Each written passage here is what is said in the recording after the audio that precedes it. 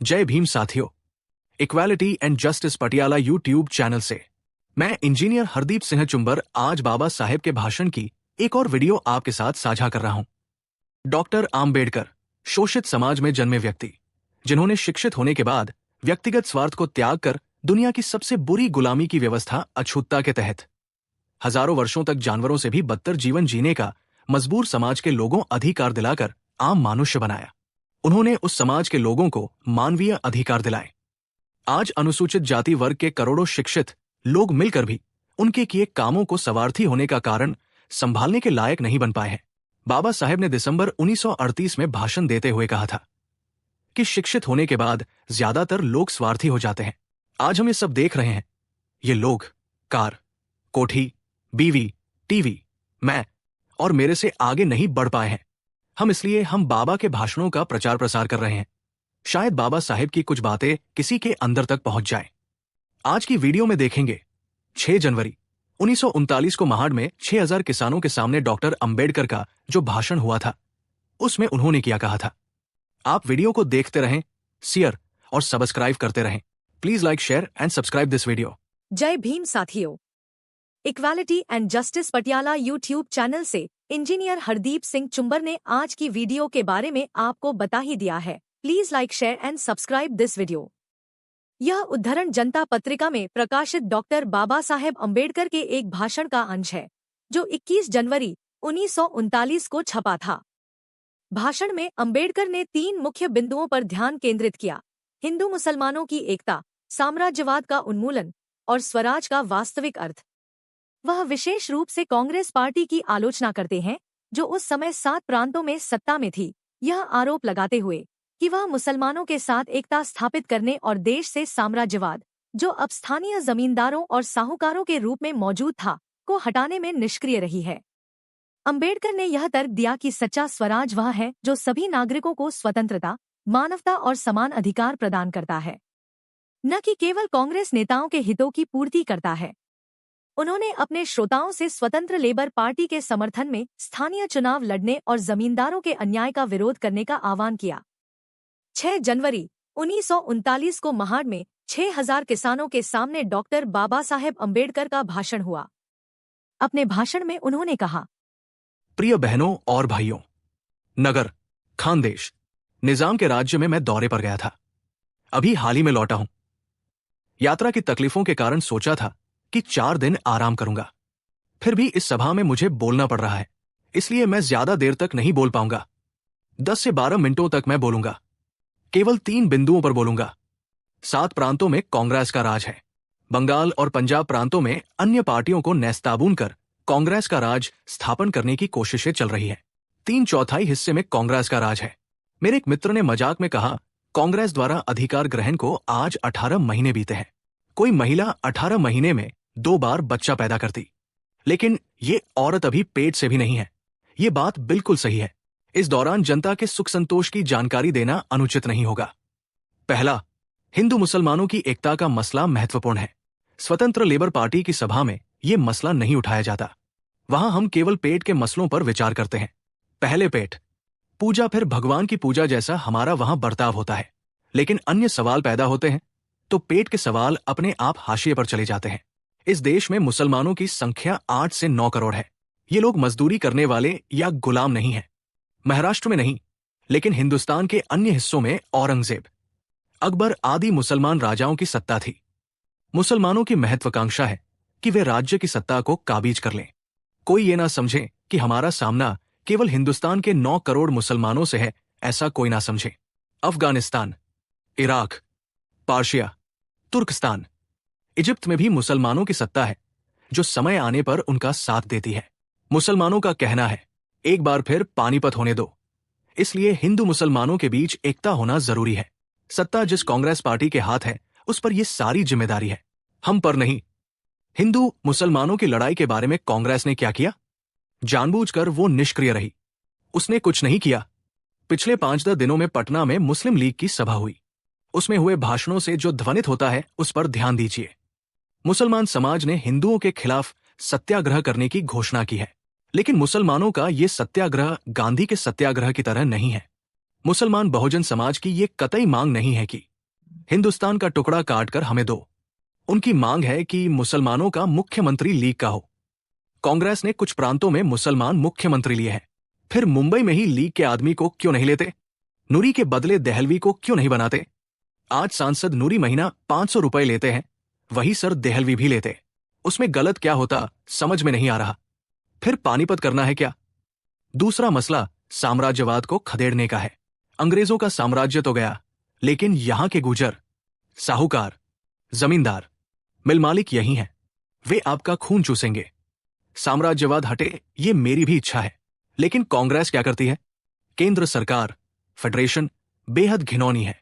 ऐसे डाकू, राजेर जवाड़ों के हाथ हमारी गर्दन पकड़ाने का इरादा अंग्रेज सरकार रखती है। कांग्रेस के हाथ कौन सी उपाय योजना को लागू करना चाहती है? अंग्रेज सरकार यही फेडरेशन हमारे माथे पर मारना चाहती है। कांग्रेस के नेता इसका क्या उपाय करेंगे? मुझे बिल्कुल यकीन नहीं है कि साम्राज्यवाद के कट्टर विरोधक कांग्रेस वाले फेडरेशन सुभाष बोस के खिलाफ है। एक बड़े कांग्रेस भक्त हवा बदलने के लिए विलायत गए थे। उन्हें क्या रोग था ये मुझे पता नहीं। कांग्रेसी राजनीति के इस बड़े झब्बू ने अंग्रेजों को आश्वासन दिया कि फेडरेशन के खिलाफ हम चाहे जितना हल्ला मचाएं, फिर भी हम उसको स्वीकारेंगे। देशभक्त सुभाष बाबू की फेडरेशन के विरोध की घोषणा कांग्रेस पार्टी के मुखपत्र से, गौमुख से कहिए चाहे तो कही हुई थी। दूसरी ओर श्री सत्यमूर्ति ने पर्चा निकाला कि सुभाष बाबू का इस विषय पर बोलने का अधिकार नहीं है। सत्य बाबू के लिखे कांग्रेस के किसी नेता द्वारा खंडन नहीं किया गया। इसी से पता चलता है कि दाल में कुछ काला है। वाइसराय के साथ एक आदमी की बातचीत हुई जो इस प्रकार थी, आदमी कांग्रेस फेडरेशन का स्वीकार नहीं करेगी। वाइसराय फिर क्या करेगा? और आप कैसे कह सकते हैं? आदमी, सुभाष बाबू की नीति से। वाइसराय, हमने सुभाष बाबू की घोषणा सुनी है, लेकिन आपका गांधी कहां कुछ कह रहा है? गांधी ने मौन क्यों रखा है? महात्मा गांधी ने मौन में कोई रहस्य छिपा है। गांधी हिंदुस्तान को साम्राज्यशाही का गुलाम बनाने वाला है। तीसरा मसला यह है कि हम जो स्वराज चाहते हैं वो अपनी आजादी के लिए चाहते हैं, सुख के लिए चाहते हैं। हमें अपने ही देश में पेट भर भाजन नहीं मिलता, घर नहीं, सुख संपत्ति नहीं, जिस राज्य में हमें स्वतंत्रता, इंसानियत आदि समान अधिकार हमें मिलेंगे वही स्वराज है। कांग्रेस ने हमारे लिए क्या किया? चुनाव से पहले शिक्षा देंगे, लगान कम करेंगे जैसे आश्वासन दिए थे। उसका अब क्या? मुंबई इलाके में कांग्रेस का असेंबली में बहुमत है। फिर ऐसे कैसे कहा जा सकता है कि हमारे हाथ में सत्ता नहीं है? लेकिन कांग्रेस आपके लिए कुछ करना नहीं चाहती। कहां है कांग्रेस की स्वतंत्रता? आपके महाड़ में हाल ही में मुख्यमंत्री श्री बाबा साहेब खेर आकर गए, लेकिन क्या उन्होंने आपसे कुछ कहा? नहीं। कैसे कहेंगे? उन्हें गांधी और वल्लभ भाई से डर लगता है। अभी हम पर गुजरातियों का राज है। 3 गुजराती मंत्री आटा पीसते हैं और अन्य आटा गूंदकर रोटियां सेककर गुजरात देते हैं। ये सारे दीवान वल्लभ भाई के दरवाजे के कुत्ते हैं। गुजरात में वल्लभ भाई ने सामान्य खेर को एक समारोह में बुलाकर उनका भयंकर अपमान किया। हमने आपको इसलिए नहीं बताया कि आप मुख्यमंत्री हैं, इसलिए बुलाया क्योंकि आप गांधी के भक्त हैं, वरना खदेड़ देते। ऐसा कहकर वल्लभ भाई ने एक महाराष्ट्रीय का घोर अपमान किया है। हमारे नामदार खेर के इस अपमान का बदला कौन लेगा? बदला लूंगा। मेरे बारे में वो वल्लभ भाई ऐसा कहकर तो देखें। जूते से पीटूंगा मैं उन्हें। मैं उनकी सभा में जाता हूं। हिम्मत हो तो वो मेरी सभा में आए। 1-2 महीनों में जमींदारी बिल पर चर्चा होगी, लेकिन ये बिल पास नहीं होगा। कांग्रेस का राज उखाड़ फेंके बगैर ये नहीं होगा। जमींदार गैरकानूनी ढंग से रैयत को लूटते हैं।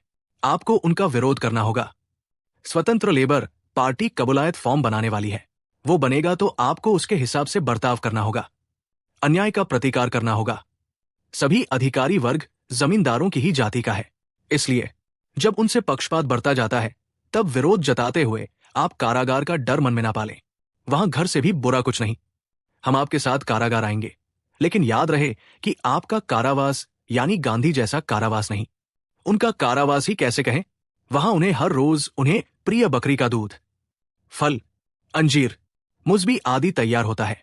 आपका कारावास इससे अलग होगा। डिस्ट्रिक्ट लोकल बोर्ड के चुनाव लड़ाइए, सत्ता के सभी पद हासिल कीजिए। सोच के देखिए, साल है 1939, जगह है महाड़, और डॉक्टर BR अंबेडकर के सामने बैठे हैं 6000 किसान। उनके निशाने पर सीधी सीधी थी उस वक्त की सत्ताधारी कांग्रेस पार्टी, और उनके शब्द बिल्कुल आग की तरह तीखे थे। आखिर ऐसा क्या कहा था उन्होंने उस ऐतिहासिक मोड़ पर जो इतनी जोर से गूंजा? चलिए इसी बात को आज हम समझते हैं। ये जो बात है ना, ये अंबेडकर ने अपने एक दोस्त का हवाला देते हुए कही थी, और इस एक लाइन ने कांग्रेस के पहले 18 महीने के शासन पर उनकी पूरी आलोचना की जमीन तैयार कर दी। मतलब बिल्कुल साफ था कि इतना टाइम, इतनी पावर होने के बाद भी कांग्रेस ने अपने किसी भी वादे को जन्म नहीं दिया था।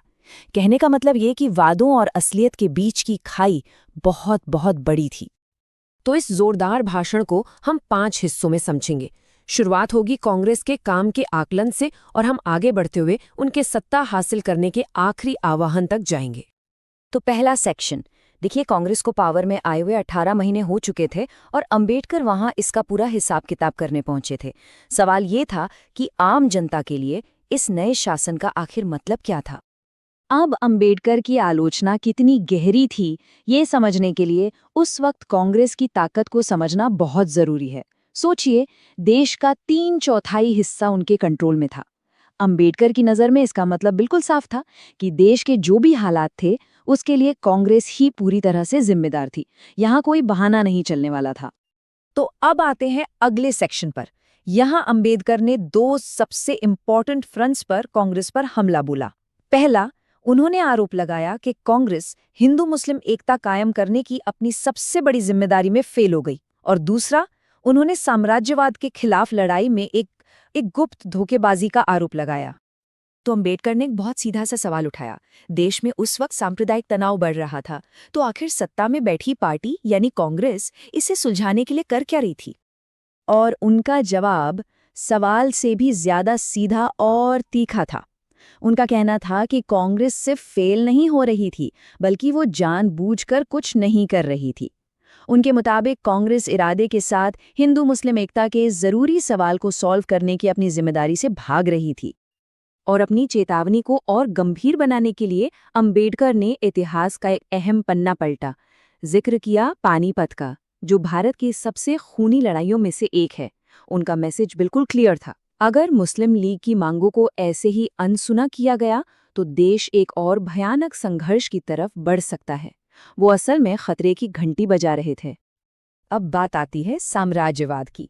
यहाँ अंबेडकर ने कांग्रेस पर दोहरा खेल खेलने का इल्जाम लगाया। उनके मुताबिक देखिए हो क्या रहा था। पब्लिक में सुभाष चंद्र बोस जैसे नेता ब्रिटिश फेडरेशन प्लान का विरोध कर रहे थे, लेकिन अंबेडकर का आरोप था कि पर्दे के पीछे कांग्रेस के ही लोग अंग्रेजों को इसे एक्सेप्ट करने का आश्वासन दे रहे थे। और इस सब पर महात्मा गांधी की चुप्पी अंबेडकर के लिए ये चुप्पी बहरा कर देने वाली थी। उनके लिए ये इस बात का पक्का सबूत था कि बंद दरवाजों के पीछे कुछ और ही खिचड़ी पक रही है।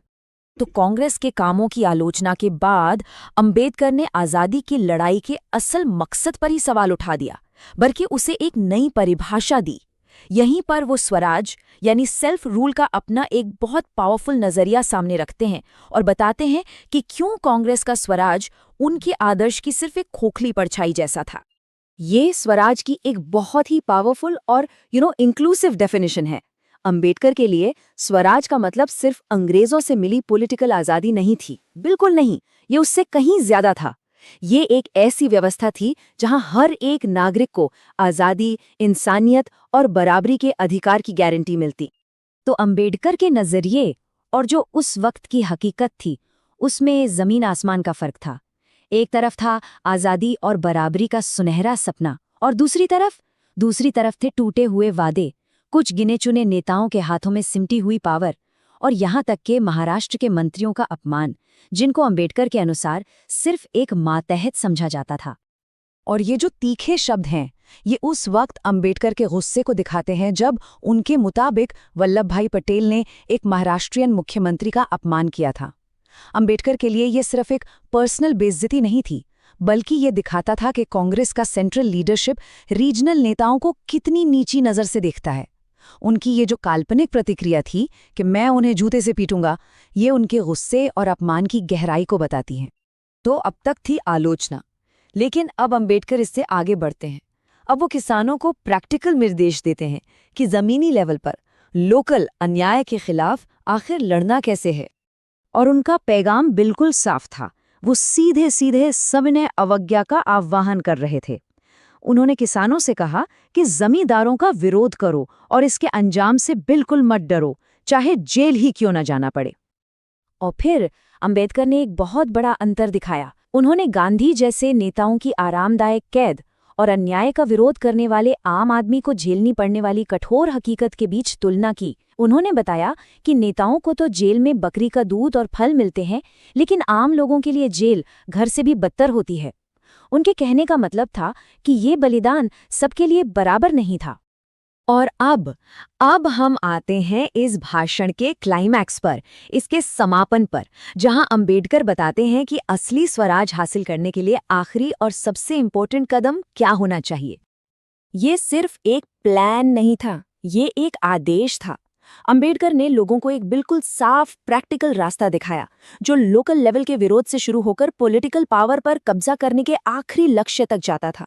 उनका मैसेज एकदम क्रिस्टल क्लियर था, सिर्फ विरोध करना काफी नहीं है, असली बदलाव तो तभी आता है जब सत्ता जीती जाती है। और इसी के साथ अंबेडकर की चुनौती के केंद्र में जो सवाल है वो हम सबके सामने खड़ा हो जाता है। एक सवाल जो 1939 में जितना जरूरी था, आज भी उतना ही है। क्या सामाजिक और आर्थिक समानता के बिना सच्ची राजनीतिक स्वतंत्रता अस्तित्व में हो सकती है? क्या भारत ने उस स्वराज को हासिल कर लिया है जिसकी कल्पना अंबेडकर ने की थी, या फिर उसके लिए संघर्ष आज भी जारी है? नमस्कार। आज हम डॉक्टर बाबा साहेब अंबेडकर के विचारों को थोड़ा और समझने की कोशिश करेंगे, उनके एक खास भाषण के जरिए। ये भाषण उन्होंने 6 जनवरी 1939 को महाड़ में दिया था, और हमारे पास इसकी जानकारी है जनता अखबार से 21 जनवरी 1939 के अंक से। सोचिए, लगभग 6000 किसान थे वहां, और डॉक्टर अंबेडकर वो नागर, खानदेश, निजाम राज्य, इन सब का लंबा दौरा करके लौटे थे। काफी थके हुए थे, फिर भी बोलने के लिए तैयार हो गए। उस समय का माहौल भी समझना जरूरी है। 7 प्रांतों में कांग्रेस की सरकार थी, करीब 18 महीने हो चुके थे उनको सत्ता में आए हुए। बंगाल, पंजाब में भी वो कोशिश कर रहे थे अपनी सरकार बनाने की। कांग्रेस उस वक्त एक बड़ी राजनीतिक शक्ति थी। तो आज हम यही देखेंगे कि अंबेडकर ने कांग्रेस के इन शुरुआती 18 महीनों को कैसे आंका। हिंदू मुस्लिम एकता जैसा पेचीदा सवाल, उस पे उनके क्या विचार थे। साम्राज्यवाद, और सिर्फ अंग्रेजों वाला नहीं, बल्कि जो देश के अंदर पनप रहा था, उससे लड़ने का उनका तरीका क्या था। और हाँ, सबसे जरूरी, उनके लिए असली स्वराज का मतलब क्या था। साथ ही उनका बोलने का अंदाज एकदम सीधा, खरा, कभी कभी बहुत तीखा, उस पर भी बात करेंगे। तो चलिए शुरू करते हैं। अंबेडकर ने कांग्रेस शासन पर पहला निशाना साधा, उनके वो 18 महीने। उन्होंने एक बात कही जो असल में उनके किसी दोस्त का मजाक था। उन्होंने दोहराया, कांग्रेस द्वारा अधिकार ग्रहण को आज 18 महीने बीते हैं। कोई महिला 18 महीने में 2 बार बच्चा पैदा करती, लेकिन ये औरत अभी पेट से भी नहीं है। ये सुनने से ही लगता है कि वो कितने निराश थे। हाँ बिल्कुल, ये सिर्फ एक मजाकिया टिप्पणी नहीं थी। ये असल में एक बहुत कड़वी सच्चाई बयान कर रही थी, उन उम्मीदों की जो शायद टूट रही थी। मतलब 7 प्रांतों में आपकी सरकार है, और अंबेडकर को लग रहा था कि आम जनता के लिए, उनके सुख संतोष के लिए जमीन पे कुछ खास हो नहीं रहा है। जिन लोगों की आवाज अंबेडकर उठा रहे थे, उन्हें कांग्रेस से बहुत उम्मीदें थीं। शायद उन्हें लग रहा था कि भाई सत्ता में आ गए हैं, अब तो कुछ बदलेगा। पर बदलाव या तो बहुत धीमा था, या शायद था ही नहीं। ये सीधा सवाल था कि सरकार किसके लिए काम कर रही है। हाँ, ऐसा लगता है कि जो वादे थे, जो उम्मीदें थीं और जो असलियत थी, उसमें एक बड़ी खाई दिखने लगी थी। कम से कम अंबेडकर और उनके समर्थकों को तो ऐसा ही लग रहा था। तो कांग्रेस की ये जो कथित सुस्ती थी, क्या इसका असर सिर्फ कामकाज पर था, या फिर उस समय का जो सबसे नाजुक मुद्दा था, हिंदू मुस्लिम एकता, उस पर भी अंबेडकर को इसका असर दिख रहा था? ये बहुत अहम सवाल है। अंबेडकर ने ये माना कि देखो, उनकी जो स्वतंत्र लेबर पार्टी है, उसकी सभाओं में आमतौर पर हिंदू मुस्लिम एकता पर बात नहीं होती। वहां जोर रहता है आर्थिक मुद्दों पर। जैसा उन्होंने कहा, पहले पेट पूजा, फिर भगवान की पूजा, रोटी रोजी का सवाल पहले।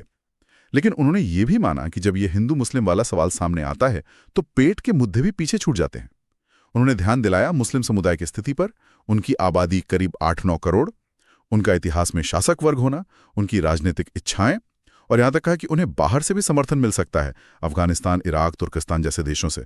तो वो इसे सिर्फ एक अंदरूनी मसला नहीं मान रहे थे। और इस मामले में उन्होंने कांग्रेस पर सीधा आरोप लगाया।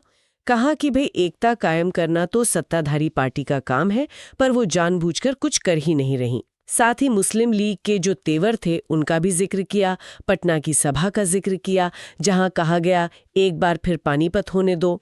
और ये जो मांग उठ रही थी कि लीग के नेताओं को मुख्यमंत्री बनाया जाए, जैसे बंबई में नूरी की जगह देहलवी को लाने की बात, उन्होंने ये चेतावनी भी दी कि लीग हिंदुओं के खिलाफ सत्याग्रह करने वाली है और ये गांधी जी वाला सत्याग्रह नहीं होगा। देखिए, यहाँ अंबेडकर सीधे सीधे कांग्रेस लीडरशिप पर उंगली उठा रहे हैं। उनका तर्क साफ था, अगर समाज बंट रहा है, तनाव बढ़ रहा है, तो जो लोग सत्ता में हैं वो क्या कर रहे हैं? लीग की ये मांगे और सत्याग्रह की धमकी, जैसा अंबेडकर ने बताया, वो उस समय की गंभीरता दिखाती हैं। और अंबेडकर का विश्लेषण यहाँ सिर्फ दो समुदायों के बीच के तनाव तक सीमित नहीं है। वो इसे सत्ता के खेल, प्रतिनिधित्व और यहाँ तक कि, जैसा मैंने कहा, अंतर्राष्ट्रीय राजनीति के बड़े दायरे में देख रहे थे। उनकी नज़र इन चीज़ों पर बहुत पैनी थी। अच्छा, तो ये जो अंदरूनी मसले थे, चाहे वो हिंदू मुस्लिम सवाल हो या कांग्रेस की अपनी कार्यशैली, क्या अंबेडकर इन्हें सिर्फ यहीं तक देख रहे थे या इन्हें किसी बड़े खतरे जैसे साम्राज्यवाद से भी जोड़ रहे थे? क्योंकि साम्राज्यवाद पर भी उन्होंने काफी कुछ कहा था। हाँ, और साम्राज्यवाद पर उनका नज़रिया बहुत अलग था, बहुत दिलचस्प। वो ये मान रहे थे कि ठीक है, अंग्रेज़ों का राज तो अब जा रहा है, वो जाने वाले हैं, लेकिन असली खतरा उनके मुताबिक यहाँ अंदर ही था। वो थे गुजर, साहूकार, जमींदार, मिल मालिक। उन्हें डर था कि अंग्रेज़ों के जाने के बाद ये लोग जो यहीं के हैं वो जनता का खून चूसेंगे, शायद और ज़्यादा बेरहमी से। तो लड़ाई सिर्फ बाहरी दुश्मन से नहीं थी, अंदरूनी दुश्मन से भी थी। और इसी से जुड़ी थी उनकी फेडरेशन की मुखालफत, यानी जो केंद्र सरकार का प्रस्ताव था, उसे उन्होंने बेहद घिनौनी व्यवस्था कहा। ऐसा क्यों? क्योंकि उन्हें लगता था कि ये फेडरेशन, ये जो प्रस्तावित ढांचा है, ये असल में सत्ता पुराने रजवाड़ों और सामंती ताकतों के हाथ में दे देगा, जो डाकू राजे रजवाड़े थे उनके हाथ में। इससे आम आदमी का, गरीब का, दलित का भला नहीं होने वाला था, बल्कि शोषण का एक नया, शायद और भी मजबूत सिस्टम बन जाएगा। उनकी लड़ाई सिर्फ राजनीतिक आज़ादी के लिए नहीं थी, वो सामाजिक और आर्थिक बराबरी भी चाहते थे। लेकिन कांग्रेस तो ऊपर से फेडरेशन का विरोध कर रही थी, फिर अंबेडकर को शक क्यों हो रहा था? यहीं पर अंबेडकर का कांग्रेस नेतृत्व पर जो गहरा अविश्वास था वो खुलकर सामने आता है। उन्होंने एक वाकये का जिक्र किया कि कैसे कांग्रेस के एक बड़े नेता विदेश गए और अंग्रेजों को चुपके से भरोसा दिलाया कि आप चिंता मत करो, हम ऊपर ऊपर विरोध करेंगे पर अंदर से फेडरेशन मान लेंगे। पर जब सुभाष बोस ने खोलकर फेडरेशन का विरोध किया तो कांग्रेस के ही सत्यमूर्ति ने कह दिया कि उन्हें इसका अधिकार नहीं है, और बाकी बड़े नेता वो चुप रहे। और सबसे ज्यादा निशाना उन्होंने साधा गांधी जी की चुप्पी पर। एक बातचीत का हवाला दिया वायसराय और किसी व्यक्ति के बीच का, कि वायसराय भी हैरान थे कि भाई बोस इतना बोल रहे हैं और गांधी जी चुप है, क्यों? अंबेडकर ने इसे एक रहस्यमयी चुप्पी कहा और फिर वो बहुत बड़ा बयान दिया, गांधी हिंदुस्तान को साम्राज्यशाही का गुलाम बनाने वाला है। ये बहुत ही गंभीर आरोप था। ये साफ दिखाता है कि आज़ादी की लड़ाई कोई एक सीधी लाइन में नहीं चल रही थी। अंदर ही अंदर बहुत गहरे मतभेद थे, शक थे कि सत्ता कैसे मिलेगी, किसको मिलेगी और आज़ाद भारत बनेगा कैसा। अंबेडकर को साफ लग रहा था कि कांग्रेस का नेतृत्व, शायद गांधी जी समेत, एक ऐसा समझौता करने को तैयार है जिससे राजनीतिक आज़ादी तो मिल जाएगी, पर जो सामाजिक आर्थिक जुल्म का ढांचा है वो वैसा ही रहेगा, या शायद राजे रजवाड़ा कराने से और भी बुरा हो जाएगा। तो अगर अंबेडकर कांग्रेस के रास्ते से, फेडरेशन के प्रस्ताव से, यहाँ तक कि गांधी जी की रणनीति से भी इतने आशंकित थे, नाखुश थे, तो उनके अपने मन में स्वराज की कल्पना क्या थी? क्या वो सिर्फ अंग्रेजों का चले जाना था? नहीं, बिल्कुल नहीं। यही अंबेडकर की सोच की खासियत है। उन्होंने साफ शब्दों में कहा, जिस राज्य में हमें स्वतंत्रता, इंसानियत आदि समान अधिकार हमें मिलेंगे, वही स्वराज है। मतलब उनके लिए स्वराज सिर्फ पॉलिटिकल फ्रीडम नहीं थी, वो जुड़ी थी रोटी कपड़ा मकान से, सुख संपत्ति से, और सबसे बढ़कर इंसान होने के नाते इज्जत सम्मान से। सामाजिक और आर्थिक बराबरी के बिना राजनीतिक आज़ादी का कोई मतलब नहीं था उनके लिए, वो अधूरा था। और इसी कसौटी पर उन्होंने कांग्रेस को फिर से परखा। कहा कि चुनाव से पहले बड़े वादे किए, शिक्षा देंगे, लगान कम करेंगे, लेकिन बॉम्बे जैसे प्रांत में जहां उनका पूरा बहुमत था, वहां भी ये वादे पूरे क्यों नहीं किए? उनका सीधा आरोप था कि कांग्रेस असल में ये सब करना ही नहीं चाहती। हाँ, और इसी बात पर उन्होंने बॉम्बे के जो उस वक्त के मुख्यमंत्री थे बीजी खेर, उन पर भी बहुत तीखा हमला किया। कहा कि वो गांधी जी से और वल्लभ भाई पटेल से डरते हैं, यहां तक कह दिया कि अभी हम पर गुजरातियों का राज है। और मंत्रियों के लिए बहुत कड़वे शब्द इस्तेमाल किए। वल्लभ भाई के दरवाजे के कुत्ते। भाषा बहुत सख्त थी। बाप रे। और फिर वो घटना भी बताई जब वल्लभ भाई पटेल ने गुजरात में खेर का कथित तौर पर अपमान किया था, ये कहकर कि उन्हें मुख्यमंत्री की तरह नहीं गांधी भक्त होने के नाते बुलाया है, वरना निकाल देते। अंबेडकर ने इसे पूरे महाराष्ट्र का अपमान माना और कहा, मेरे बारे में वो वल्लभ भाई ऐसा कहकर तो देखे, जूते से पीटूंगा मैं उन्हें। ये तो सीधी टक्कर लेने की बात थी। बिल्कुल।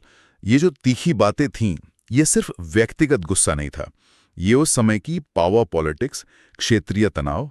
देखिए, महाराष्ट्र बनाम गुजरात का एंगल साफ दिख रहा है, और जो स्थापित नेतृत्व था, खासकर गांधी पटेल का दबदबा, उसको सीधी चुनौती थी। अंबेडकर खुद को एक ऐसी आवाज के रूप में खड़ा कर रहे थे जो किसी के दबाव में नहीं आएगी, जो सच बोलने से डरेगी नहीं।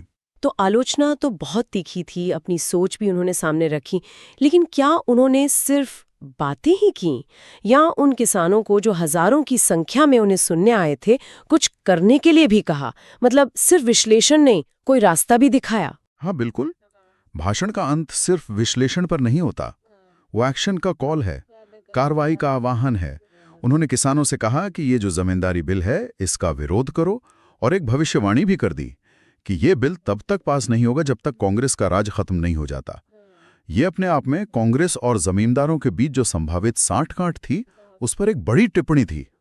साथ ही उन्होंने कहा कि जमींदार जो गैर कानूनी तरीके से लूटते हैं, वसूली करते हैं, उसका डटकर विरोध करो। विरोध करें कैसे, क्या कोई तरीका बताया? हाँ, उन्होंने कहा कि उनकी पार्टी, स्वतंत्र लेबर पार्टी, एक कबूलायत फॉर्म बना रही है, एक तरह का सहमति पत्र। किसानों को उसी के हिसाब से चलना चाहिए। उन्होंने जोर दिया कि अन्याय के खिलाफ आवाज उठाओ, लड़ो, भले ही जेल क्यों न जाना पड़े। और यहां भी उन्होंने सिस्टम पर सवाल उठाया। कहा कि जो अधिकारी हैं वो अक्सर जमींदारों की ही जाति के होते हैं, तो उनसे इंसाफ की उम्मीद कम ही रखना, जेल जाने से डरना मत। और जेल जाने की बात पर भी उन्होंने एक तुलना की जो काफी तीखी है। उन्होंने कहा कि भाई, कार्यकर्ताओं का जेल जाना गांधी जी के जेल जाने जैसा नहीं होगा। गांधी जी को तो जेल में बकरी का दूध मिलता था, फल, अंजीर, मुसम्बी सब मिलता था, लेकिन आम कार्यकर्ता जो जेल जाएगा उसका अनुभव बहुत मुश्किल होगा। ये तुलना क्यों की उन्होंने? शायद वो ये दिखाना चाहते थे कि व्यवस्था कैसे अलग अलग लोगों के साथ अलग अलग व्यवहार करती है, डबल स्टैंडर्ड्स, कि संघर्ष की कीमत भी हर किसी के लिए एक जैसी नहीं होती। और शायद वो जमीनी कार्यकर्ताओं को मानसिक रूप से तैयार भी कर रहे थे कि रास्ता आसान नहीं है, मुश्किलें आएंगी। लेकिन सिर्फ विरोध और जेल जाने तक ही बात सीमित नहीं रखी। उन्होंने सत्ता में हिस्सेदारी का, पावर हासिल करने का रास्ता भी दिखाया। वो कैसे? अमन ने भाषण के आखिर में कहा, डिस्ट्रिक्ट लोकल बोर्ड के चुनाव लड़ाइए, सत्ता के सभी पद हासिल कीजिए। ये बहुत बहुत जरूरी बात है। ये दिखाता है कि अंबेडकर सिर्फ विरोध की राजनीति नहीं कर रहे थे, वो जमीनी स्तर पर लोकल बॉडीज में राजनीतिक ताकत हासिल करने को भी बदलाव का एक अहम जरिया मानते थे। मतलब संसदीय रास्ता और जमीनी संघर्ष दोनों को साथ लेकर चलने की बात कर रहे थे। तो इस पूरी बातचीत से जो तस्वीर उभर रही है वो 1939 के अंबेडकर की है। कांग्रेस के शासन से उनका मोहभंग हो चुका था, डिसइल्यूजनेट थे वो, हिंदू मुस्लिम एकता को लेकर वो चिंतित थे, लेकिन बहुत यथार्थवादी भी थे। साम्राज्यवाद को सिर्फ बाहरी नहीं, अंदरूनी दुश्मन के तौर पर भी देख रहे थे, और उनके लिए स्वराज का मतलब सिर्फ राजनीतिक नहीं बल्कि सामाजिक, आर्थिक न्याय और इंसानी गरिमा था। और उन्होंने सिर्फ समस्याएं नहीं गिनाई बल्कि विरोध का और राजनीतिक ताकत हासिल करने का रास्ता भी सुझाया। बिल्कुल। ये भाषण हमें याद दिलाता है कि हमारा स्वतंत्रता संग्राम कितना जटिल था, कितने सारे विचार, कितनी सारी धाराएं एक साथ चल रही थीं। स्वराज की भी कितनी अलग अलग कल्पनाएं थीं और उनमें टकराव भी था। अंबेडकर का जोर हमेशा इस बात पर रहा कि सत्ता किसके हाथ में जा रही है और क्या उसका इस्तेमाल सबसे गरीब, सबसे हाशिए पे खड़े इंसान की जिंदगी को बेहतर बनाने के लिए हो रहा है या नहीं। उनके लिए असली सवाल सिर्फ सत्ता का बदलना नहीं था, बल्कि सत्ता का चरित्र और उसका मकसद क्या है, ये था। और जाते जाते एक सवाल हम सबके सोचने के लिए छोड़ जाते हैं। अंबेडकर ने 1939 में ये भविष्यवाणी की थी कि जमींदारी बिल कांग्रेस को हटाए बिना पास नहीं होगा। हम जानते हैं कि जमींदारी उन्मूलन आज़ादी के बाद ही हो पाया और उसमें भी काफ़ी मुश्किलें आईं। तो अंबेडकर की ये भविष्यवाणी उस समय कांग्रेस के अंदर क्या चल रहा था, इसके बारे में उनकी समझ या उनकी राजनीतिक दूरदर्शिता के बारे में क्या बताती है, इस पर ज़रूर सोचिएगा। अगली बार फिर मिलेंगे किसी नए विषय के साथ। सोचते रहिए। जय भीम साथियों। साथियों, अब तो जाग जाओ। जागोगे तो ही एक हो सकते हो। चलो एक हो जाओ। Friends, wake up now. If you don't wake up now, when will you wake up? Ambedkarites, unite. साथियों, अब तो जाग जाओ। अब नहीं जागोगे तो कब जागोगे? अम्बेडकवादियों, सब एक हो जाओ। साथियों, अब तो जाग जाओ। अब नहीं जागोगे तो कब जागोगे? अम्बेडकवादियों, सब एक हो जाओ। धन्यवाद साथियों, आपने वीडियो पूरा सुना। उम्मीद है बाबा साहेब के भाषण से आपकी जानकारी बढ़ी होगी। हम आगे भी और वीडियो बनाकर बात साझी करते रहेंगे। आप equality and justice Patiala YouTube channel के साथ जुड़े रहें। अगर आपको पसंद आए तो कृपया इसे लाइक, शेयर और कमेंट करें। हम रोजाना नॉलेज ऑफ कॉन्स्टिट्यूशन, संविधान का ज्ञान और बाबा साहेब के भाषणों पर वीडियो बनाकर चर्चा करते हैं। अगर चाहते हैं कि आपके भाई, बहन और मित्रों को भी संविधान का और बाबा साहेब के भाषणों का ज्ञान हो, तो कृपया इस वीडियो को उनके साथ साझा जरूर करें।